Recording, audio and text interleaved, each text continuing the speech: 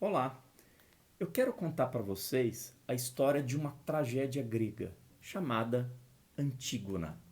Ela foi escrita no ano 427 a.C. por Sófocles. Antígona, ela faz parte da trilogia tebana, ou seja, são três histórias que acontecem na cidade-estado grega de Tebas. Antígona é uma peça de teatro, provavelmente a mais encenada e reproduzida da história, e ela é, vamos dizer, um marco para a história do direito, porque traz questões assim originárias sobre o que é justiça, sobre a relação entre o indivíduo e o Estado, questões sobre é, as leis da natureza, as leis criadas pelos homens, sobre arbitrariedade, sobre a justiça de um modo geral. Então, ela é um marco para a história do direito. Acho que assim a maioria dos alunos de direito conhecem essa obra, ou deveriam conhecer essa obra. Aliás, é muito comum no curso de direito encenarem essa peça, né? Fica a sugestão.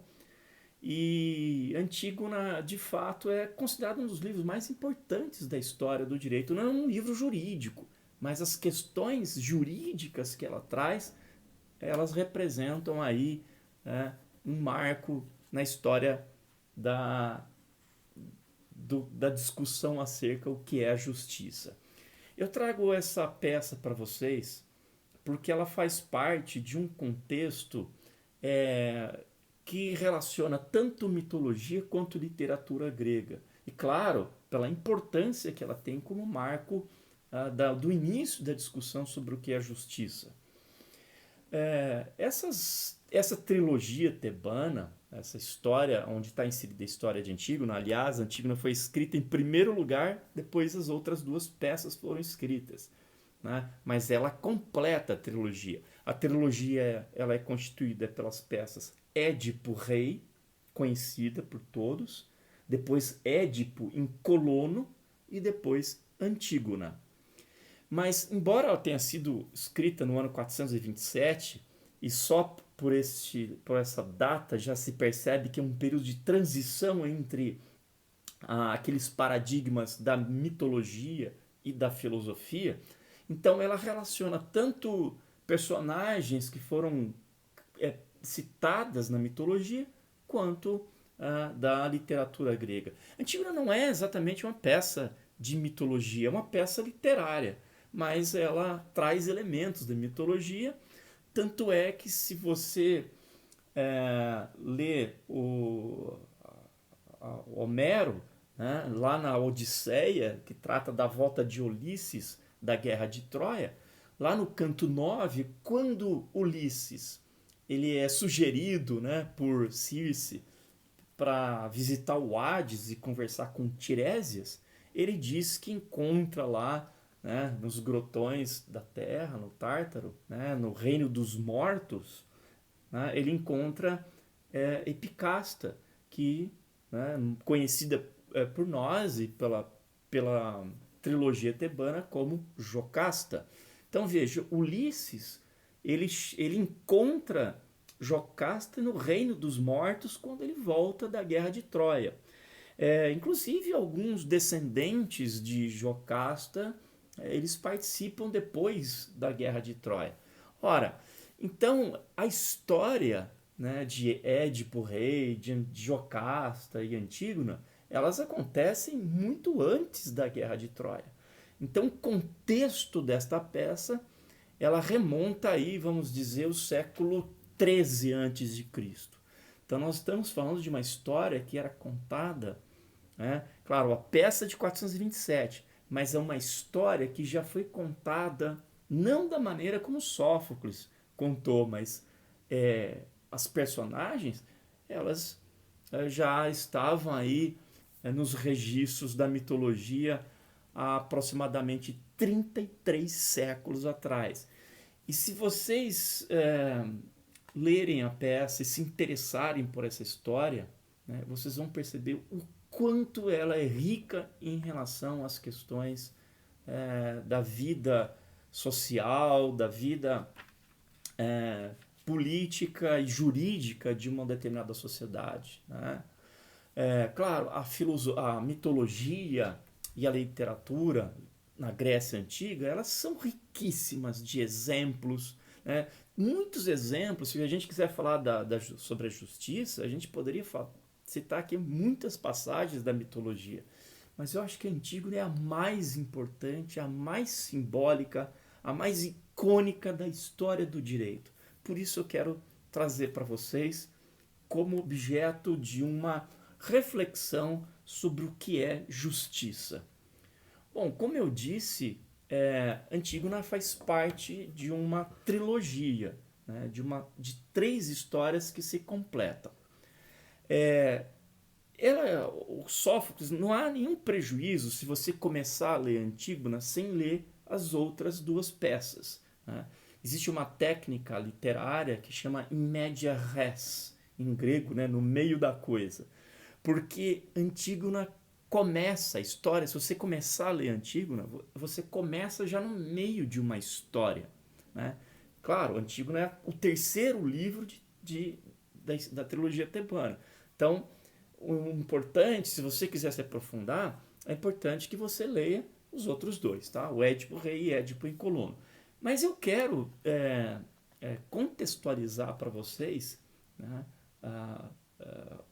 toda essa história. Então eu vou começar contando, fazendo um resumo muito breve, muito rápido, né, do Édipo Rei. E para que a gente possa entender como que se dá, da onde que surge a história de Antígona. Vale dizer que Antígona foi citada por toda a história da filosofia. Desde Aristóteles, que já dizia que esta é a maior de todas as tragédias, né? E depois até Hegel, né? Nós temos Freud, né? Na psicanálise freudiana, que fala sobre o complexo de Édipo.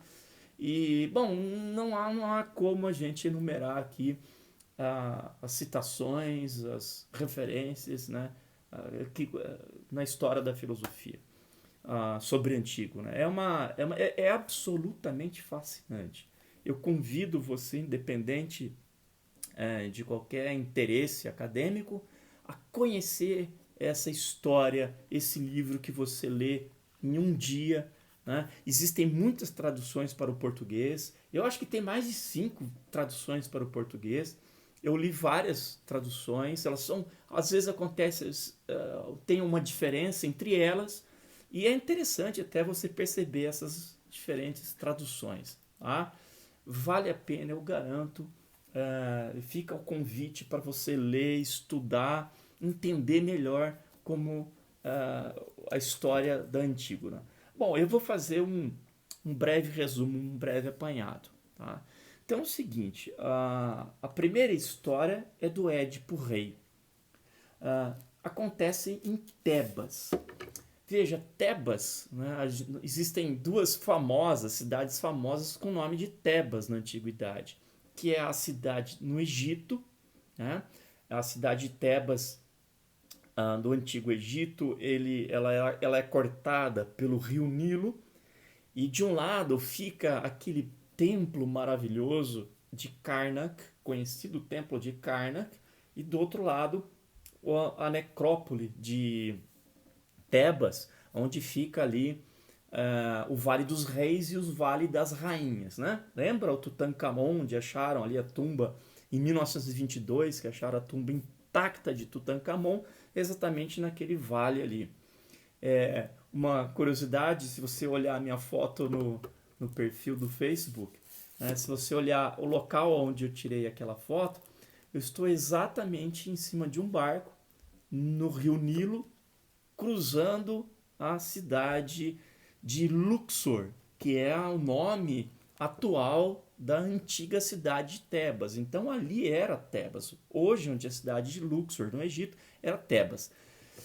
Embora o contexto da trilogia tebana não seja essa cidade, tá? Elas existem relações de origem grega, tanto a cidade egípcia quanto esta Tebas, essa outra cidade Tebas. Existe uma relação, tá?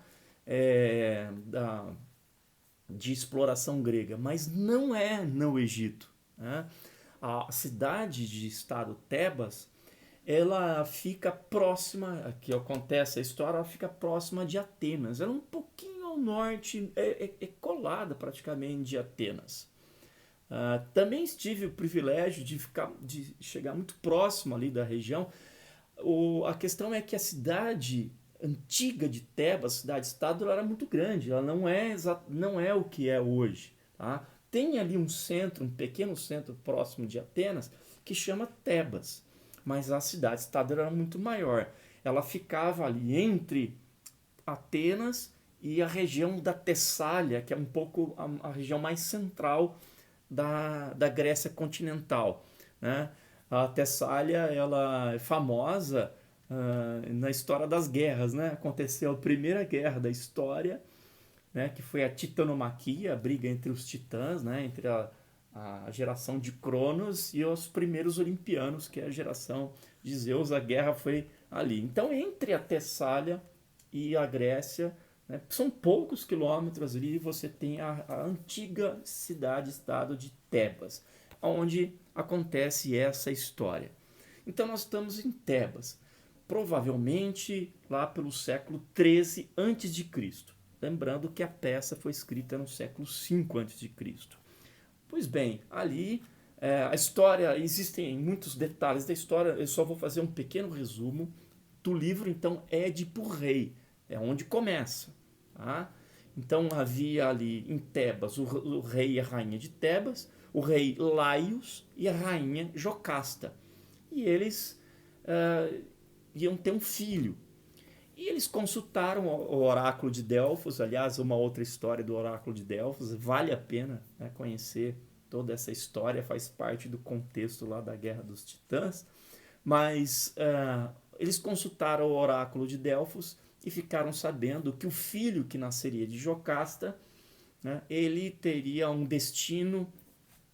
Havia uma profecia então que esse filho nasceria, mataria o pai e casaria com a própria mãe, o que era uma coisa impensável, né? Então aquele filho que Jocasta estava esperando, ele tinha como destino matar Laio e se casar com Jocasta. Então eles tomaram uma providência. Eles deram essa criança para um servo. Este servo levou para fora da cidade e pendurou esta criança, né, que acabou de nascer, em uma árvore, pendurou pelos pés. Né? Passado o tempo, né, um transeunte que ali passava, que não era de Tebas, viu aquela criança pendurada, recolheu a criança e levou para a cidade de Corinto, muito próximo ali de Tebas. E Corinto é aquela cidade onde das epístolas de São Paulo, né? Que escreve as epístolas aos coríntios. Né? Coríntios não são torcedores lá do time paulista, são os habitantes da cidade de Corinto, a cidade grega. Então ele foi com essa criança e foi até Corinto e apresentou este bebê para o rei e a rainha de Corinto.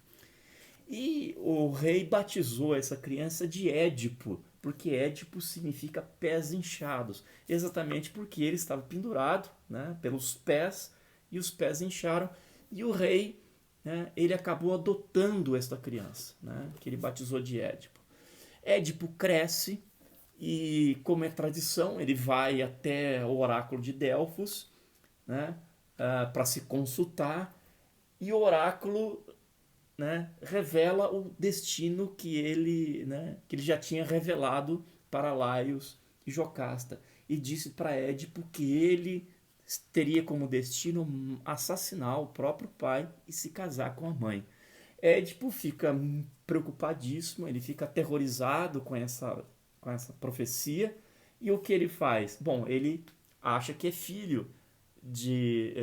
é filho dos reis de Corinto. E o que ele faz? Ele sai de Corinto e vai para Tebas. Ele volta para Tebas, que é uma cidade mais próxima de Corinto.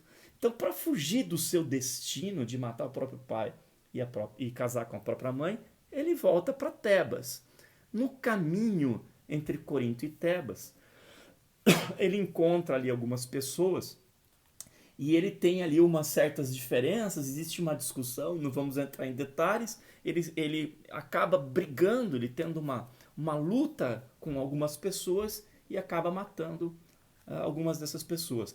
Entre essas pessoas que ele mata, estava ali Laio, que era o seu próprio pai. Então, quando ele volta para Tebas para fugir do seu destino, no caminho ele já cumpre a primeira parte da profecia, que foi matar seu próprio pai, mas ele não sabia. Né? Ele achava que era o rei de Corinto que era o seu pai, por isso que ele estava fugindo. Chegando em Tebas, ele foi até Tebas, chegando lá, aconteceu uma espécie de uma maldição, um monstro, né, em razão da morte de Laios, um monstro, né, uma chamada esfinge grega, ela toma conta de Tebas. Né? Essa esfinge, que tem um corpo de leão e uma cabeça de mulher, começa a aterrorizar toda a cidade, não deixa ninguém entrar, não deixa ninguém sair, e ela falava com as pessoas em forma de enigmas. Né? Então, decifra-me ou te devoro. E se você não acertasse os enigmas, a pessoa era devorada por essa esfinge. Até que o Édipo, o jovem Édipo, vai lá e desafia a esfinge e ela pergunta para ele, né, qual é o animal que anda com 4 pernas pela manhã, duas pernas à tarde e 3 pernas à noite. E quanto mais pernas, mais lento é este animal. Ele responde que é o ser humano, né, porque de manhã, ou seja, na sua infância, ele engatinha, né, são as 4 pernas, à tarde ele caminha e na velhice ele anda com a bengala. E ele revela então esse enigma da esfinge. A esfinge fica humilhada e ela se atira num penhasco e se mata. Né? Então, assim, Édipo salva Tebas e, em reconhecimento, a cidade oferece a mão da rainha, né, para que ele se torne rei. Então, assim, cumpre-se a segunda parte da profecia, ou seja, Édipo acaba se casando com Jocasta, né, que é a sua própria mãe, sem saber que era sua mãe. Nesse meio termo, eles têm 4 filhos, Etéocles, 2 homens e 2 mulheres, Etéocles e Polinice, Ismênia e Antígona.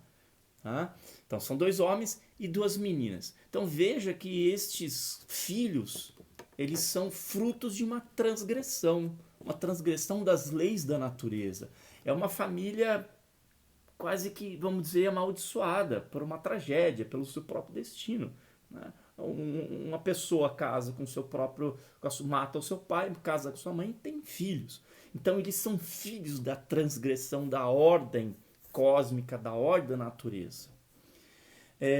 Bom, nesse também, quando ele já tem os 4 filhos, a cidade de Tebas ela é varrida por uma doença, por uma peste.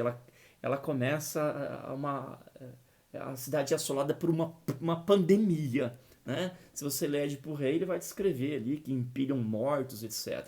E Édipo é o rei. Então, ele preocupado, ele vai consultar mais uma vez o oráculo de Delfos e quer saber como resolver a questão da pandemia. Né? Veja como a trilogia tebana é atual. E o oráculo diz que a única maneira dele se livrar é tirando da cidade o assassino de Laio, ou seja, o assassino do pai dele. E aí ele vai procurar para saber quem é o assassino do pai, né? Ou do pai não, quem era o assassino do rei Laio que morreu, né? E aí ele fica sabendo através de Tiresias, né? Aquele mesmo citado no canto 9 da Odisseia. Tiresias, então, que é um profeta, é um adivinho, né? Ele não errava nada, né, das suas consultas ali. Então Édipo vai consultar com Tiresias e Tiresias revela, então fala, até adverte, é melhor você não procurar as verdades, essa verdade. Então ele insiste e Tiresias revela então que ele, Édipo, era o assassino do próprio pai. Né? E nesse meio termo, Jocasta também fica sabendo que ela tinha se casado com um filho tinha tido 4 filhos, o que é uma tragédia para toda essa família. Quando Édipo acaba de conversar com Tiresias e Jocasta já está sabendo, ele vai até Jocasta e Jocasta tinha se matado, né? Então ela não suportou, ela cometeu suicídio e Édipo, diante da esposa e mãe que morta, ele pega um broche da roupa dela e fura os próprios olhos, né? Porque ele não queria mais ver nada no mundo, era uma vida era insuportável para ele. Então, quando ele fura os seus próprios olhos, ele sai da cidade de Tebas, né, para cumprir também aquilo que Tiresias tinha recomendado. Ele sai e começa a vagar a esmo por aí, para fora da cidade. Ele vira uma vida de mendigo e amparado pelas 2 filhas, né, por Antígona e Ismênia. E ele vai embora. Então fica na cidade os 2 filhos, Etéocles e Polinice, e Édipo vai embora. Bom, essa é o resumo da história da primeira parte da trilogia, que é o Édipo Rei. A segunda parte, que é Édipo em Colono, é exatamente a história, não vou contar para vocês, mas a história que quando ele vai, né, que trata da velhice dele e da morte dele na cidade de Colono, né, quando ele sai de Tebas para salvar Tebas mais uma vez, e ele vai cego, amparado pelas filhas, para a cidade de Colono, que é a parte 2. Mas aqui é uma questão importante. Etéocles e Polinice ficam disputando então o trono que está vago, né? Porque veja, a rainha morreu, o Édipo já não é mais o rei, ele vai embora, ele vira um mendigo cego lá em Colono, depois ele morre também, né? E nesse meio termo, nesse tempo, Etéocles e Polinice começam a disputar o trono de Tebas, né? E aí eles entraram num acordo. Etéocles vai assumir em primeiro lugar, e depois de um ano, né, Polinice assumiria, né, no lugar de Etéocles, e assim eles revezariam o trono de Tebas, né? É óbvio que depois de um ano, né, Etéocles no poder, Polinice inclusive vai morar em uma outra cidade chamada Argos, e ele tem um relacionamento, ele se casa, ele constitui uma relação muito forte com a sociedade, vou dizer, ele tem uma relação muito forte política com a cidade de Argos. Ele vira um nobre lá, né? Ele já era um nobre, ele era filho do rei, afinal de contas, em Tebas. Acontece que Argos ela tinha umas certas diferenças com Tebas. E Polinice, então, ele vive em Argos. Então, terminado o primeiro ano, Polinice reclama o trono. E é óbvio que Etéocles resiste e não vai entregar esse trono para Polinice. E aí ele resolve tomar a força, né? Então, quando Polinice sai de Argos para até Tebas para reclamar o trono, ele vai acompanhado de tropas do exército de Argos, ou seja, de uma cidade estranha, até inimiga. Então eles travam uma guerra, né? Inclusive existe uma outra peça de teatro chamada Sete contra Tebas, de Ésquilo, né? Aliás, Sófocles e Ésquilo e Eurípides formam assim os 3 maiores nomes da dramaturgia grega daquela época. Então Ésquilo ele escreve uma peça chamada Sete contra Tebas, porque Tebas tem 7 portas, a conhecida cidade das 7 portas, e as forças de Argos, liderada por Polinice, vêm com 7 líderes, cada um tomaria uma das portas. E Polinice encontraria nesse confronto, né, Etéocles, o rei de Tebas, no 7º portal, na 7ª porta. Então, aí que está, nesse contexto, né, que nós estamos iniciando a Antígona. Pelo seguinte, quando Polinice se encontra com Etéocles, eles começam a brigar, e nesta briga os dois se matam, né? Uma luta fratricida, ou seja, irmãos se matam, um mata o outro, né? Ora, quando um mata o outro, e o problema é que Polinice é apoiado por forças estranhas a Tebas, forças de fora de Tebas, né? Então fica aquela diferença entre os irmãos, né? Eles morrem, o trono fica vago, mas Eteocles, vamos dizer assim, ele tem, aparentemente ele teria mais legitimidade, ele é mais querido pela cidade, uma vez que Polinice ele estava se valendo de forças inimigas. Bom, olha só que interessante. O trono está mais uma vez vago. Nem Antígona e nem Ismênia podem assumir porque são mulheres, né? Então essa é uma outra questão a ser muito importante a ser levantada nas histórias, nessa tragédia grega, porque as mulheres não têm os mesmos direitos políticos, né, do que os homens. Então o trono mais uma vez vago. Quem assume o trono agora é o irmão de Jocasta, que é Creonte, né? Não confundir com Caronte, que é lá o barqueiro, né? No rio lá, no Tártaro, né? Ele tem o rio Aqueronte. Olha, são nomes parecidos, né? Creonte é irmão de Jocasta e o Caronte é o barqueiro do rio Aqueronte, que fica lá no reino dos mortos. Pois bem, Creonte assume o poder e ele vira rei de Tebas. E exatamente neste momento em que os irmãos se matam, em que Creonte vira o rei de Tebas, que começa a história de Antígona, o terceiro livro. Tá? Então o livro começa com Ismênia, isso eles já estão em Tebas de volta, né? Então Ismênia e Antígona, o livro Antígona começa com com Antígona contando para Ismênia que os dois irmãos tinham se matado, né? E Creonte tinha assumido o reino de Tebas.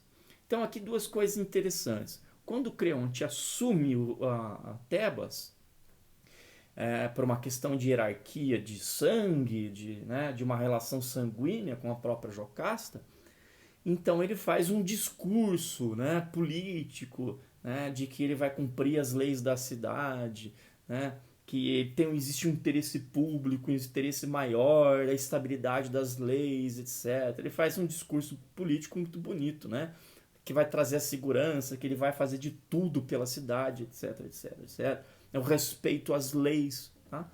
E, do outro lado, né, a Antígona desesperada, que os dois irmãos tinham morrido, né? Eles tinham se matado. Mas a questão é que Creonte, ele declara, né, depois do discurso político, ele declara que Eteocles, que era o rei de Tebas, né, o irmão de Polinice, que Eteocles seria enterrado com todas as honrarias de Estado. Então ele ia receber todo o enterro, todas as tudo que era necessário para ele ter uma morte digna, para que ele pudesse ter toda aqueles rituais funerários, né, que os gregos faziam para que ele pudesse encaminhar em paz lá para o reino dos mortos. Acontece que Polinice, o Creonte decretou que Polinice, o outro irmão de Antígona, ficaria ao relento. Ele não teria os rituais fúnebres. Ele ia ser jogado, ele ficaria lá largado na areia, no deserto, para ser devorado pelos animais, pelos chacais, pelos abutres, etc. Né? E o problema não é só o corpo dele ficar lá exposto ao relento, sendo devorado pelos animais. Acontece que sem os rituais fúnebres, né, Polinice não ia poder ter uma morte digna, ele não poderia ir para o mundo dos mortos, ele ia ter que ficar vagando por aí, né, eternamente. O que naquela tradição era simplesmente a pior de todas as condenações. Né? Ele não ia conseguir chegar até o reino dos mortos. Então essa que é assim que começa Antígona. E Antígona desesperada porque o Creonte, né, o rei de Tebas agora, o o ditador, muitos veem ele como um ditador, né? O rei de Tebas tinha declarado que então Polinices não seria enterrado. Só que Antígona estava convencida de que ela deveria cumprir este dever de enterrar o próprio irmão, o amado irmão. E ela tenta convencer, né, Ismênia, e esse diálogo entre elas é muito bonito, porque Ismênia diz: mas o que nós podemos contra o Estado? Quem somos nós contra as leis do Estado? Olha que interessante, né? Nós estamos falando, olha a história antiga e as questões sobre a justiça, sobre o direito, as leis, o cumprimento das leis ou não, né? Que a Ismênia levanta. E ela fala assim: mas quem somos nós perante as leis do Estado? Quem somos nós perante Creonte? Nós somos apenas mulheres, nós não temos direitos, nós não somos nada, né? E Antígona fica um pouco desapontada com a própria irmã. Ela fala assim: bom, eu vou salvar meu irmão, você que salve a si mesmo, etc. É muito bonito, leiam o livro, ou tentem saber melhor sobre esses detalhes do diálogo entre Antígona e Ismênia. Pois bem, então Etéocles está sendo, né, todo preparado para os rituais funerários, e Antígona, né, veja só, se alguém fosse enterrar Polinice, ou se ela fizesse algum tipo de ritual para Polinice, uma vez que o decreto disse o seguinte: ele vai ficar ao relento. Se alguém desobedecer, será apedrejado até a morte. Então esse que era o problema. Aliás, Ismênia falou: mas nós vamos morrer, né? E Antígona falou: bom, então salve você que eu vou salvar o meu irmão, né? E eles eram 4 irmãos. Bom, então a Antígona vai, né?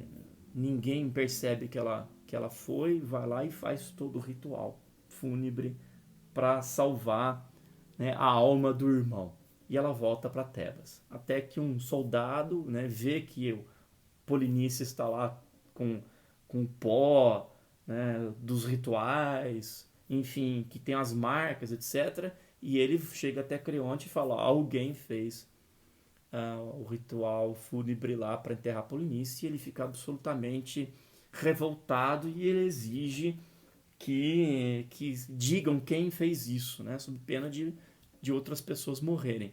Então eles vão até o cadáver, eles desfazem tudo o que Antígona fez, né, e vão embora e fazem uma tocaia, né, para quem voltar para fazer as mesmas honrarias lá. E Antígona fica sabendo que eles desfazem tudo e ela volta de fato para o lugar no momento em que ela é presa. Então levam Antígona até Creonte, e aqui é o momento mais importante do direito, né, para as nossas questões jurídicas e filosóficas do direito. Porque Antígona ela é colocada diante de Creonte, né, e ele fica extremamente surpreso, porque foi a sobrinha que desobedeceu. E ele fica, né, numa situação complicada, constrangedora, porque ao mesmo tempo ele não pode voltar, né? Ele não pode abrir uma exceção da lei, né? Do decreto que ele mesmo, que foi o primeiro decreto imperial, ele não podia abrir mão disso, a lei tem que ser cumprida, e ao mesmo tempo a sobrinha foi lá, né? Era a própria sobrinha dele, né? Irmão, filha do rei, né? De Tebas, enfim. Então surgiu esse embate. Então todo assim, o núcleo da Antígona, a gente poderia quase que resumir Antígona, né? Embora tenham tantas questões que envolvem, que não poderia ser resumido em uma única ideia, evidentemente que não, mas a Antígona ela se dá em torno de o debate entre Creonte e Antígona para dizer quem está correto, entende? Então Antígona alega que era o irmão dela e que existe inclusive enterrar os mortos, isso seria a vontade dos deuses, né? Eram tradições milenares, antigas, e que isso era a lei divina, a lei de Zeus, a lei que não está escrita, a lei para todos os homens, a lei que está acima de todos os outros decretos, né? Então esse era o argumento de Antígona. Vamos dizer que provavelmente esse é o primeiro momento histórico do embate entre um argumento do direito natural, né, que existe um direito natural inerente às pessoas, que tem como fonte a natureza, a vontade divina. Veja que eles estão num período de transição entre a mitologia e a filosofia. Eles estão lá no século V, mas eu repito, né, com muito mais ênfase às questões mitológicas, porque o contexto era anterior à própria Homero, né? Então era de 1300 a.C. Pois bem, então existiu pela primeira vez ali o registro que nós temos na história do direito, alguém que defende uma tese justnaturalista dos direitos naturais que não estão escritos, né? Ela alegava que o irmão tinha o direito de ser enterrado, aliás, não só o irmão, como todas as pessoas tinham o direito de ser enterrado, versus uma lei positiva, uma lei que talvez o que ela está querendo dizer é que esta lei ela era uma lei arbitrária, que era uma lei injusta. Então também pela primeira vez nós temos aqui a ideia de que uma lei possa ser injusta, que ela não tem uma legitimidade, né, na história. O que dá legitimidade de justiça à lei? Será que é só o decreto arbitrário de Creonte? Ou será que existe um conteúdo que a sociedade, né, seja a vontade dos deuses, seja valores, seja a moral, seja todas as tradições daquela cidade? Então é isso que estava em jogo. Será que eu devo obedecer cegamente às leis do Estado na contramão de tudo aquilo que eu acredito? O que vem também o tema da desobediência civil. Uma lei é tão ruim, às vezes uma lei é tão ruim, mas tão ruim que ela deve ser, inclusive, desobedecida. E que existe previsão em muitas situações, né? Aliás, ao longo da história da filosofia, da fundamentação do que é direito, se discute sobre a questão da desobediência civil. Mas aqui nós estamos no coração da discussão do direito natural e do direito positivo. Não estou dizendo que os argumentos de Antígona ela tem razão ou Creonte tem razão, um está certo e o outro está errado. Não, porque a riqueza está exatamente no fato de existir essa polaridade. É uma polaridade quase insolúvel. Né? Então essa que é a riqueza. Então você como estudante de direito ou aquele que estuda tem interesse por questões da justiça, não se deve apressar e dizer, não, mas eu concordo com ele, eu concordo com ela. Né? Caronte, ele é sempre tido como o tirano, né? O tirano Caronte, o Estado que impõe as suas regras sem... Não, tem razão, existe esse argumento. Você pode olhar para Creonte as leis do Estado dessa maneira. Né? Mas a gente não pode abrir mão também das razões de Estado. Nós não podemos também deixar de levar em consideração a estabilidade da lei. E aqui mais um conceito jurídico, que é exatamente essa questão da segurança jurídica. Porque se a lei pode ser a todo momento quebrada, né, se ela pode eventualmente ser quebrada, então o povo não tem segurança na ordem jurídica. Então é uma infinidade de questões jurídicas que são levantadas nesse debate entre Antígona e Caronte. Tá? Então não há como você defender radicalmente uma posição sem também levar em consideração outra. E nesse argumento entre Caronte e Antígona, né, há um deboche por parte de de Creonte, eu digo para não confundir Caronte com Creonte, assim, há um argumento de Creonte, do rei, né, o irmão de Ocasso, o rei de Tebas, que acabou de decretar a lei. Então, Creonte, ele vai debochar de Antígona dizendo que ela é uma menina, que ela é mulher. E mulher não pode, não tem voz política no Estado. A questão política é uma questão de homem. Então também tem uma questão do feminino. Tá? A questão, vamos dizer, do feminismo, da igualdade de direitos, também levantada. Você imagina, né? Nós estamos falando de 25 séculos, né, de uma questão que Sófocles levanta sobre o feminismo, o direito da mulher também de se colocar politicamente, de ter os mesmos direitos, né, que não havia. Veja, ela não podia suceder no trono, nem ela nem Ismênia. Aliás, um outro detalhe, né, a mulher Antígona e a mulher Ismênia também são duas versões diferentes de um mesmo ser, do ser humano, e também duas versões do feminino, né? Uma versão feminina é, que fica, vamos dizer, que ela se acomoda, ou vamos dizer assim, ela aceita a sua condição de submissa das leis do homem, e a outra que ela se revolta, uma outra que toma atitude, pelo menos. Ismênia, ela também, não vamos ser injusto com Ismênia, porque depois ela quer assumir uh, junto com Antígona, né, a defesa do irmão. Tá? Então, Ismênia, ela só no primeiro momento, ela mostrou a fragilidade da mulher, a fragilidade do súdito perante o Estado. Pois bem, em todo esse jogo de discussão, e aqui vai lembrar uma coisa, também está em discussão a questão do poder absolutista, né? E a opinião e os direitos do cidadão, que foram temas assim de debates calorosos ao longo da história da filosofia. Veja, no Iluminismo, você tem Rousseau, você tem John Locke. Né?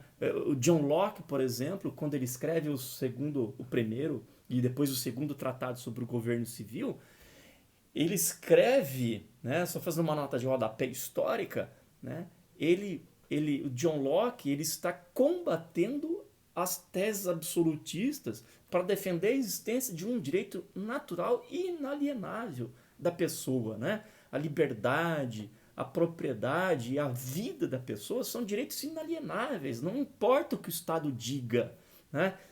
O Estado não pode atentar contra esses direitos que são naturais, segundo John Locke.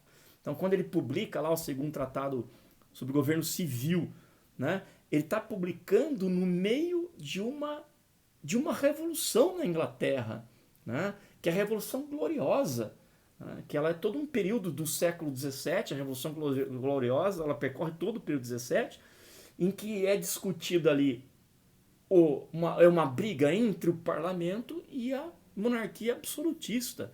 Então, essas discussões, por exemplo, na Inglaterra no século XVII, sobre a existência de direitos naturais, veja só, ela já está presente na discussão entre Antígona e o próprio Creonte. Né? É o súdito versus Estado. É o direito inalienável do cidadão versus um decreto arbitrário, né, de um soberano absolutista.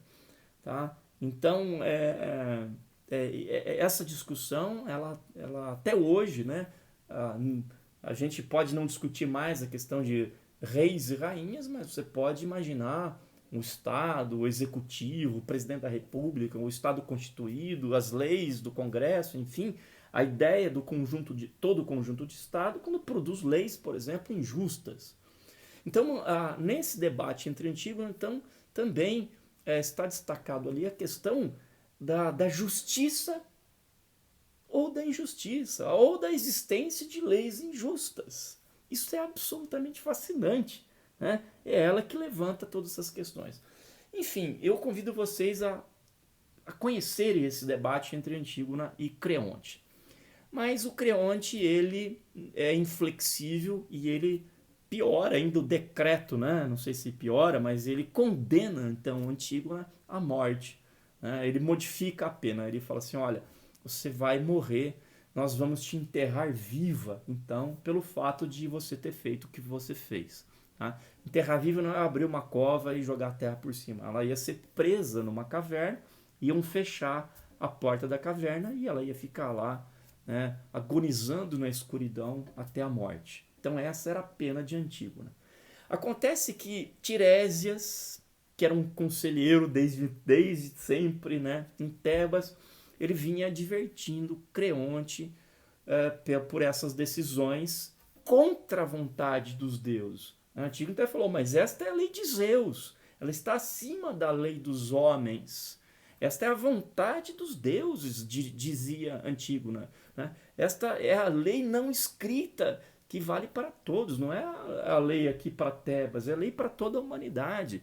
Então ela estava reivindicando um direito natural, um direito superior, um direito que tem fundamento na natureza e não na vontade arbitrária, entende?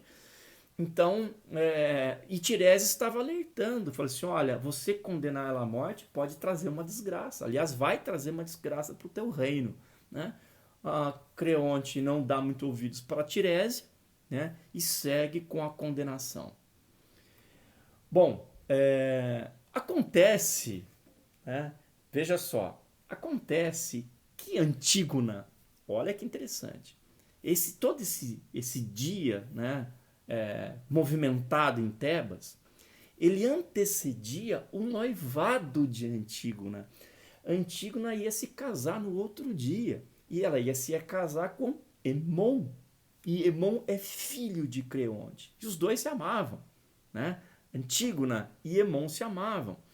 E Hemon, então, filho de Creonte, ele ficou absolutamente devastado com a decisão do próprio pai em matar a noiva dele, né? E aí vira um problema, mais um problema. E o Tiresias falando assim, olha, você está criando um problema para o teu reino. É melhor obedecer à vontade dos deuses, à vontade da natureza. Afinal, os deuses representam as forças da natureza. E Tiresias dizia, as aves que comeram da carne de Polinice, que está lá, elas estão se comportando diferente. Então a ideia de que se você transgredir as leis da natureza, ou a vontade dos deuses que representam as forças da natureza, você está transgredindo a ordem cósmica, você está transgredindo toda a sabedoria dos antigos, né? Que construíram os fundamentos daquela cidade, daquela ordem social. Às vezes alguém chega, né, vira rei, mas ele não conhece as tradições. Ele não conhece todo o percurso, né, de sabedoria que foi construído para que aquelas leis existissem, para que aquela cidade existisse. Inclusive, quando Creonte decreta a morte de Antígona de um modo tão cruel, a própria população ela fica um pouco revoltada, ela não aceita porque ela é filha do rei que salvou Tebas. Então existe uma movimentação na sociedade, mas o rei não está nem aí, né? As pessoas têm medo de ser punidas.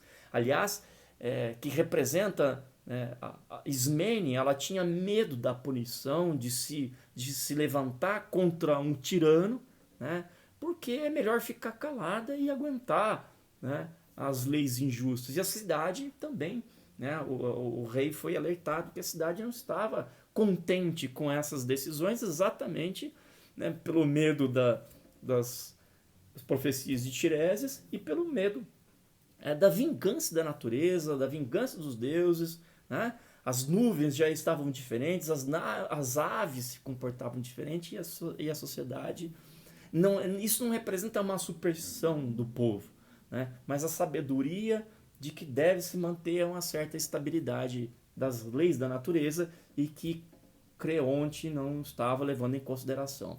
Então todo esse cenário, né, Hemon, próprio filho, né, que não concordava, todo esse cenário de instabilidade do começo do reino de Creonte já apontava para serão presságios de uma tragédia, dizia Tiresias, tá? Então, só que eles vão então sepultar Antígona. Veja só, no momento que eles abrem então a caverna, colocam Antígona dentro para ser sepultada viva, né? E o Tiresias e os conselheiros do rei falaram, olha, né, veja lá o que você está fazendo, etc. Né? E ele começou a desconfiar que estava muito tenso o clima em Tebas, né? Creonte começou a desconfiar que estava muito tenso, mas mesmo assim mandou fechar a tumba, né? A Antígona faz uma uma declaração linda, né? Quando ela vai entrar no túmulo dela, ela diz assim: ó túmulo, meu leito nupcial, eterna prisão do mundo subterrâneo, para onde caminho, onde me juntarei aos meus, pois que Perséfone recebeu quase todos entre os mortos. Seja eu a última a descer para o Hades antes do fim natural de minha vida. Minha esperança é que, ao chegar lá, pelo menos agrade ao meu pai, à minha mãe e também a ti, meu irmão querido. E continua, é lindo a declaração que ela faz antes de entrar, né, para ser enterrada viva. Então ela faz tudo, depois vocês leiam, depois ela entra, fecham a tumba, né, fecham a tumba e começa o Creonte começa a ficar extremamente preocupado e há muita instabilidade no reino. E Tiresias começa a ameaçar. Tiresias nunca tinha errado nenhuma profecia. Você está desgraçando a cidade, vai recair sobre você uma maldição, etc. E ele começa a se arrepender, né? Ele fala: então vamos fazer o seguinte, né, para tentar consertar tudo que estava dando errado, né? A instabilidade social, né? Já tinha ali uma certa ameaça de insurgência, as pessoas tinham medo, né? Ele estava afrontando a vontade dos deuses, vontade da natureza. Então ele vai fazer o seguinte: olha, né? Claro, ele vai embora, né? Passado ali uns 2 dias, eu não sei exatamente quanto tempo, passado um tempo, ele fala: bom, então vamos fazer o seguinte, vamos até o deserto, pegar o corpo de Polinice, que já estava tudo quase decomposto, nós vamos fazer as honrarias fúnebres, né? Vamos resolver esse problema de uma vez por todas, já que eu sou rei, eu posso decretar qualquer coisa, eu posso mandar, então eu vou tentar consertar, né? Porque ele já estava mal com o próprio filho, que ele tinha mandado enterrar viva, Antígona. Então era muito problema. Eu falei assim: eu vou resolver. Então ele foi até o local, né, com a sua comitiva. Creonte foi até o local onde Polinice estava, os restos ali, fizeram as honrarias fúnebres e eles falaram o seguinte: o Creonte falou o seguinte: vamos pegar o corpo dele agora que a gente já fez tudo que tinha que fazer, colocou as moedas, né, sobre os olhos, os gregos colocam as moedas sobre os olhos para que ele possa pagar o Caronte, o barqueiro, né, na travessia do rio Aqueronte. Vamos pegar então Polinice, vamos até a caverna onde Antígona está lá, trancada, já faz um tempo. Vamos abrir, vamos libertar Antígona para que ela que case com Hemon e a gente coloca então Polinice no lugar dela. Então está resolvido, né? Creonte imaginou que isso tivesse resolvido. Veja, não se esqueça, é uma tragédia grega, tá? Começa tudo errado, porque os 4 filhos então são frutos de uma transgressão da própria ordem. Não vai dar muito certo essa história. Então o que acontece, né? E Tiresias já está falando desde sempre, ó, vai se abater uma desgraça na cidade de Tebas. Mas eles pegam Polinice, quando chegam até a caverna de Antígona, a entrada tinha sido removida a pedra, né? E ali estava o filho Hemon, né, abraçado com Antígona, só que Antígona tinha se matado também, né? Ela ficou presa ali, ela se enforcou, né? E numa pedra ali, então apareceu a cena dela pendurada com Hemon abraçado com ela. O rei, né, viu aquela cena muito triste. Acontece que o Hemon revoltado, ele pega uma faca e se mata também aos pés de Antígona. E o rei fica absolutamente desesperado, apavorado, porque o filho se suicidou, ele não conseguiu livrar Antígona, a pena era muito severa, aquilo trouxe problemas sociais para ele e abateu então a desgraça na vida do rei que amava tanto o filho, né? Então ele era uma tragédia para o rei, o filho se matou na frente dele diante de Antígona, então estava tudo errado. Acontece que quando o filho morre e o rei vai velar, vai também fazer todas as honrarias fúnebres para o próprio filho, já existe então murmurinho na cidade, as pessoas estão sabendo de toda aquela tragédia. E Quem fica sabendo também é Eurídice, que é a esposa de Creonte, é a rainha de Tebas, mãe de Hemon, né? Quando ela fica sabendo que o filho morre, se mata, na verdade, por causa do decreto de Creonte, e ela já tinha um outro problema com Creonte em relação a outro filho, né, uma outra história, então Eurídice, que Creonte amava também, Eurídice sua esposa, mas Eurídice, quando soube da morte do próprio filho, ela com muita serenidade, porque era rainha, muito, né, cheia de protocolos, ela fica sabendo, né, ela vai até os seus aposentos e ela também se mata. Mas ela faz questão de dizer para os servos ali que ela estava se matando com um ódio muito grande, culpando Creonte por toda essa desgraça, pela morte do filho e pela morte dela, pela morte de Antígona e por tudo que estava acontecendo errado.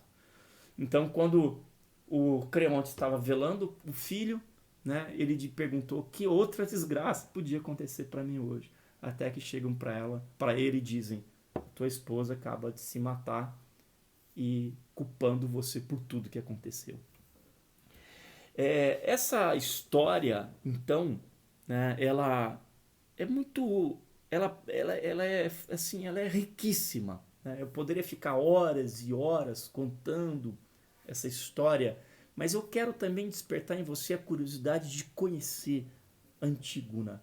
Leia o livro. Eu li várias e várias vezes e todas as vezes me fascinou, me faz. Eu leio todos os anos, eu leio Antígona.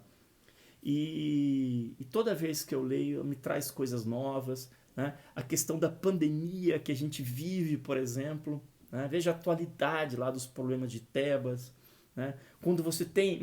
Olha só que interessante. Imagine uma hipótese de um país vivendo uma pandemia, que é um problema de ordem natural, é um problema, vamos dizer assim, que representa as forças da natureza, e você tem um rei, por exemplo, negacionista, como era Creonte, dizendo que não há problemas, que não é bem assim, não precisa acreditar na força da natureza.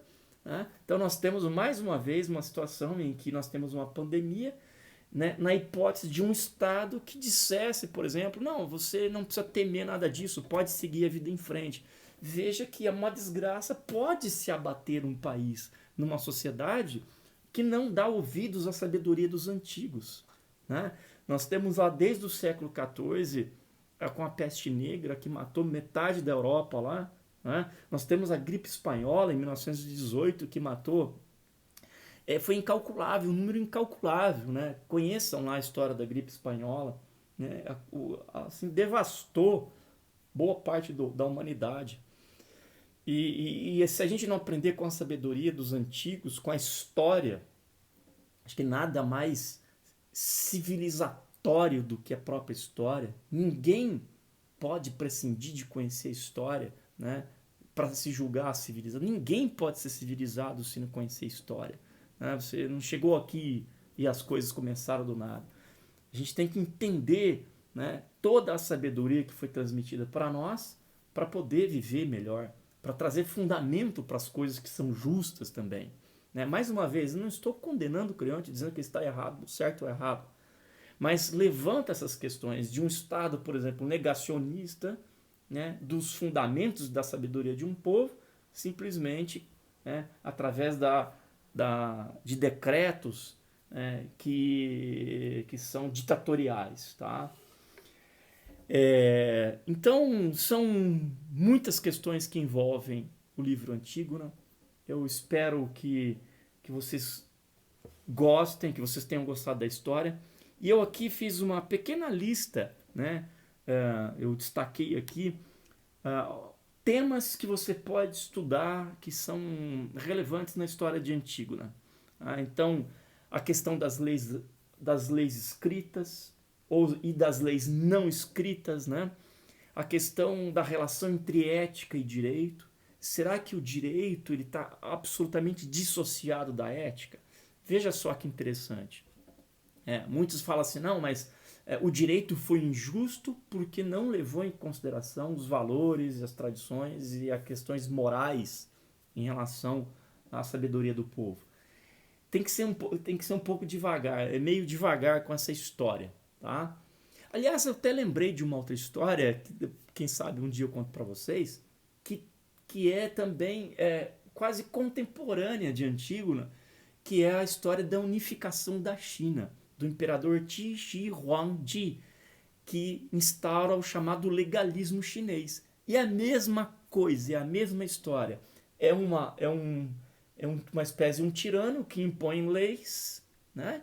Impõe leis que não levam em consideração todas as tradições do confucionismo chinês. Os valores e tradições estão completamente dissociados das leis e decretos imperiais. Tá? Mas você encontra em toda a história da humanidade esses temas. E Antígona é quase um pioneiro, vamos dizer assim.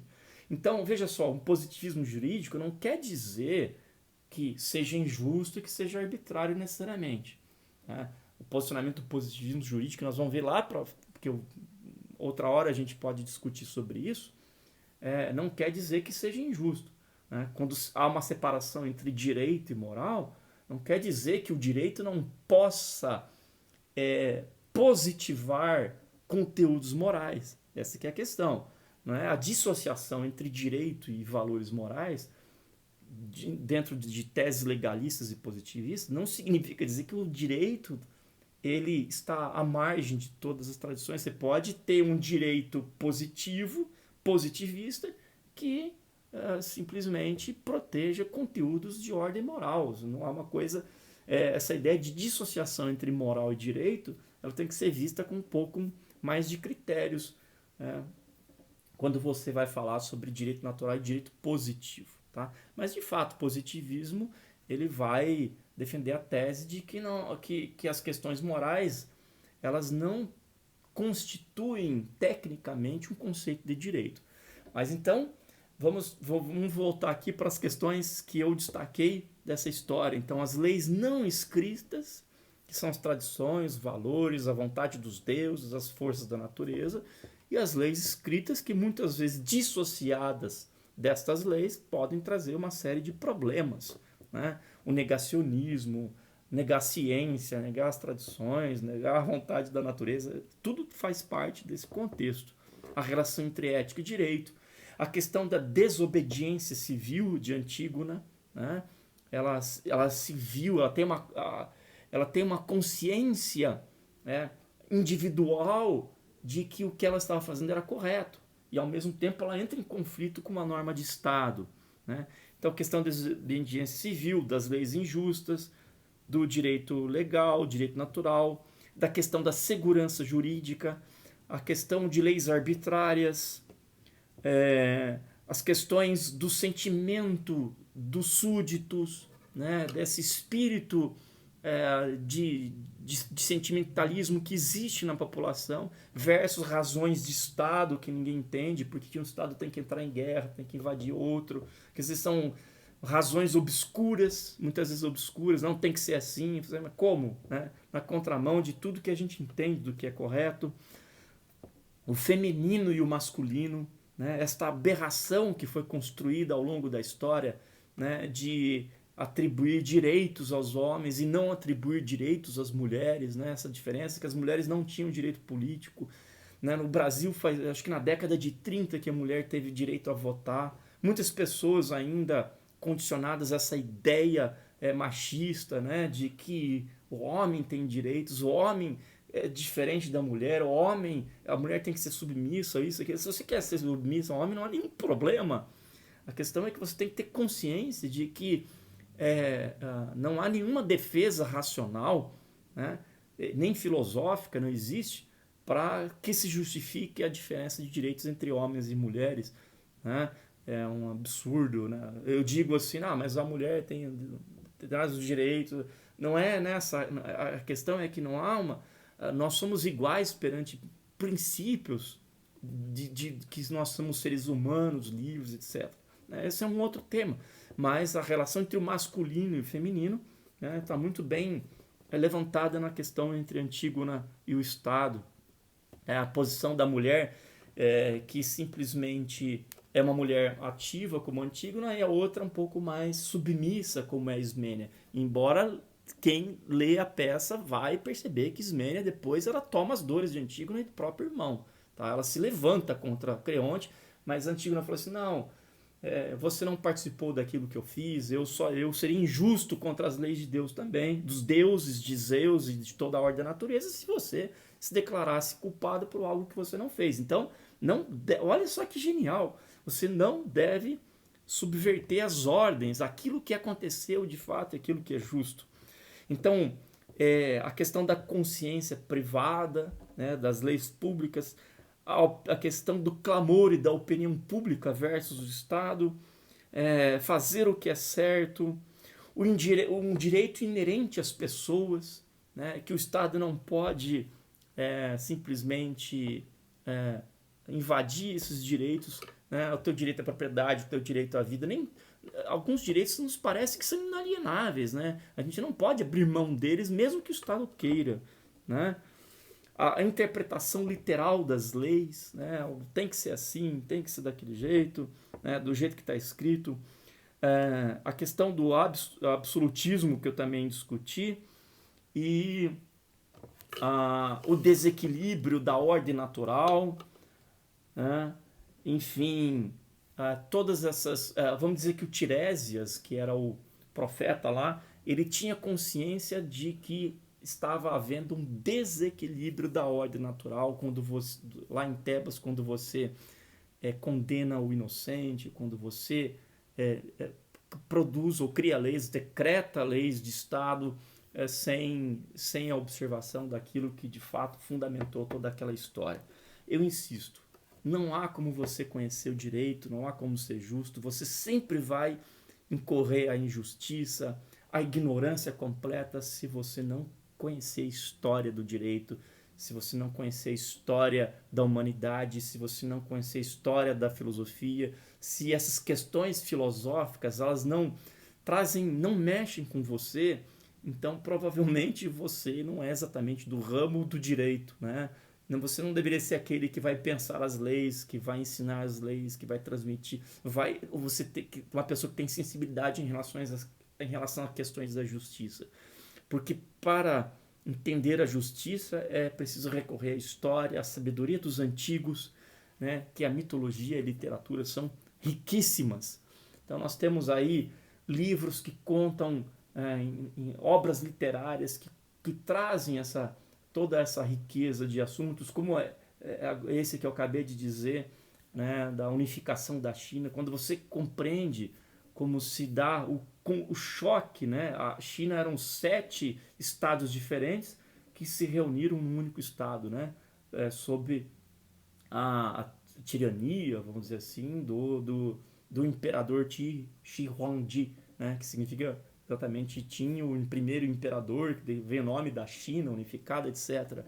Aliás, curiosamente, ele que começou a construir a muralha da China, aquele exército de terracota, né, que era tudo para proteger a tumba dele, ele tinha lá suas alucinações também, ele era do século III a.C., por isso que eu citei, que é muito próximo de Antígona, depois de Antígona, mas esses 7 estados chineses, como que se dá a adaptação de uma cultura em relação a um estado diferente que anexa. Imagine que um estado anexasse o Brasil, por exemplo, e nós tivéssemos que abrir mão da nossa cultura para seguir as leis de um tirano. É a mesma coisa que aconteceu na China e em muitos outros países, né? Se a gente não...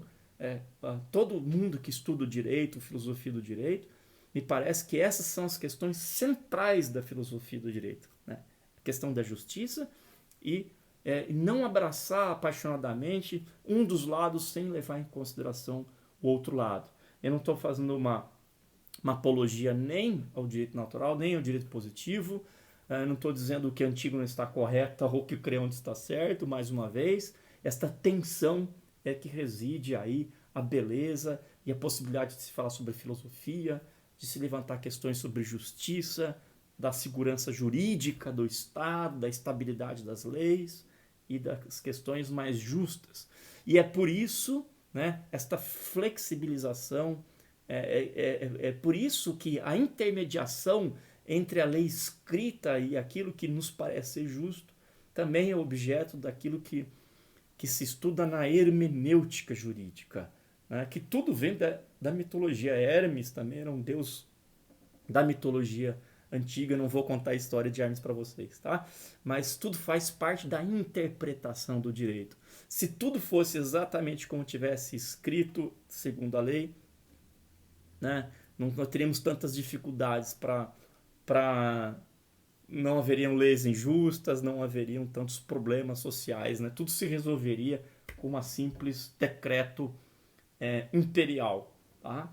Então eu espero que essas questões tenham despertado ao menos a curiosidade de você conhecer a trilogia tebana, essa peça de Sófocles, citada de Aristóteles a Hegel, Freud, e não, são incontáveis os o número de filósofos e juristas que recorreram a essa história. Tá? Eu espero que você tenha aproveitado, que você leia e que você procure saber, se entusiasme aí com que você tenha ficado entusiasmado para conhecer melhor a história das tragédias gregas, e de todo aquele contexto daquela época tão maravilhoso, né, da mitologia e da literatura, que eu acho que é esse o traço da nossa humanidade, né? É isso que nos faz humanos, dignos, né? E a beleza de que é o ser humano é exatamente revisitar a sabedoria dos antigos. Ok? Eu acho que é o suficiente. Obrigado. Até mais.